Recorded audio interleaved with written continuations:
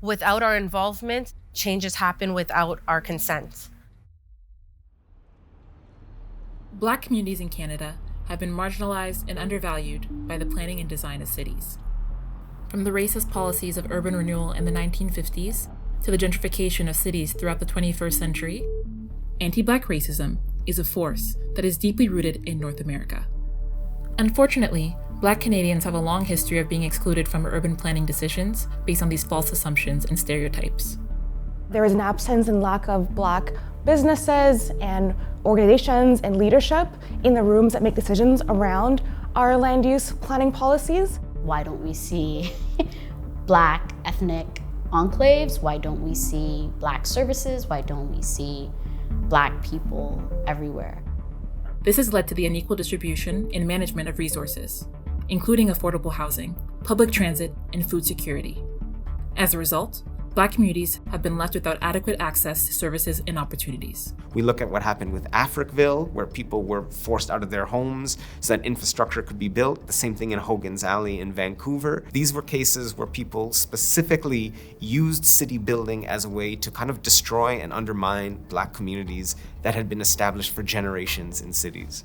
And the impacts of anti-Black racism are still being felt today, with the ongoing gentrification of historically Black neighborhoods, the displacement of Black residents and businesses, and the uprooting of Black communities throughout the country. This lack of permanence often leaves Black communities feeling disconnected from the city and their neighborhoods. Many times, urban planning, urban renewal has really been kind of almost like an ethnic cleansing of Black communities, of Black neighborhoods. They have been taken apart from their schools, from their casual acquaintances in their neighborhood, and they have become poorer for it.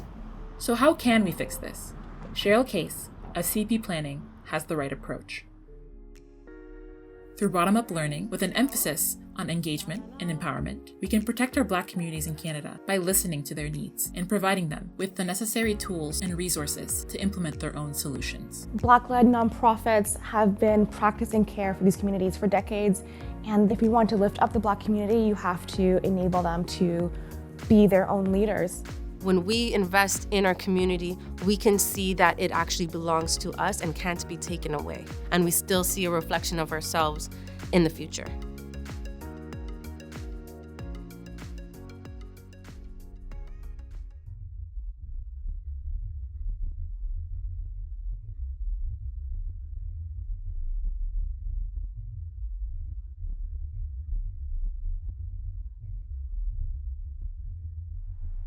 The ways in which we build our cities haven't always led to the most equitable outcomes, and in some cases, has caused certain groups of people more harm than good. So when I think of anti-Black racism in communities in Canada, I think of how planning as a profession and a process have used kind of the spatial mechanisms for control and power to shape our natural environment.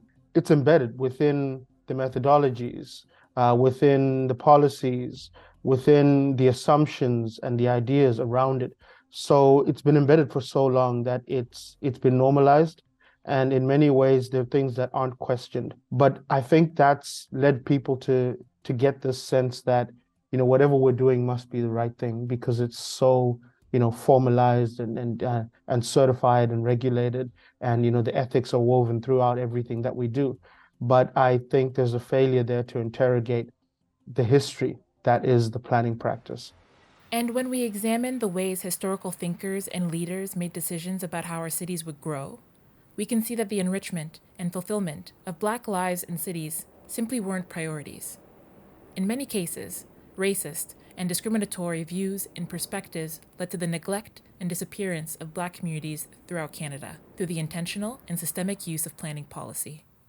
We can understand this as anti-Black racism. And the idea historically has been these mechanisms have been used to to enhance health, safety, quality of life for residents.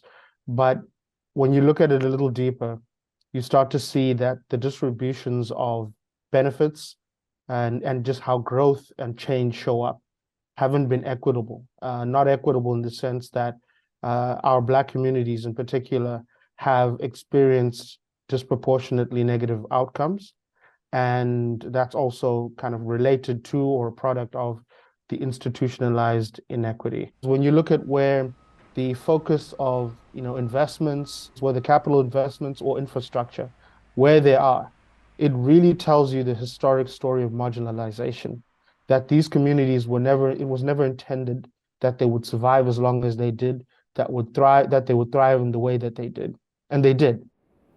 Throughout Canada's history, our planning policies and institutions have been established and utilized in ways that ensure these communities do not thrive.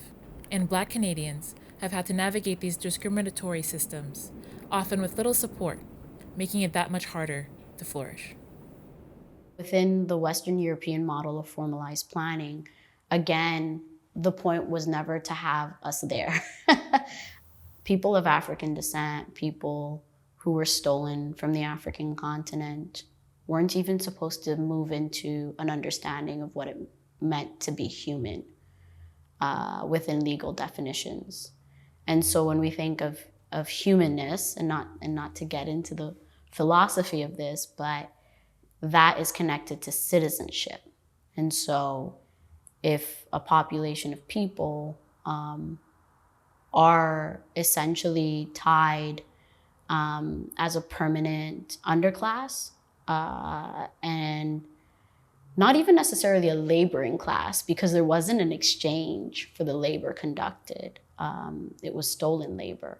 Then what you have is a perpetual class of people and population who are fighting for civil rights from the beginning of the formation of what Canada is. And that's really what we saw with the Black population.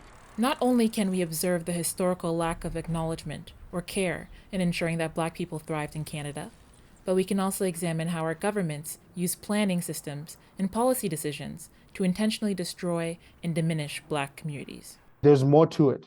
These things happened over time. They happened in boardrooms. They happened, deliberately and intentionally and systematically and systemically. These were purposeful decisions that were made often within city halls. These were political decisions and bureaucratic decisions as well. In order to justify their removal and destruction, Black communities were portrayed as dilapidated, blighted, unsafe, and eyesores in the city. Similar to other cities, there was a level of just specific attack, whether it was ensuring garbage pickups weren't happening, just that level of ensuring that a community that is often tied to some level of class discrimination and race discrimination appears derelict and appears mismanaged. And oftentimes, again, that comes down to city decisions. Africville, on the outskirts of Halifax, was a Black community dating back to 1848. For decades, the city of Halifax refused to provide residents clean drinking water. By 1970, the city had relocated all of Africville's residents. Some of them were moved in garbage trucks. This made it very easy to convince a voting class that these areas needed to be raised, redeveloped, and recovered for the highest and best use, typically involving economic goals in which Black communities were seen as a hindrance.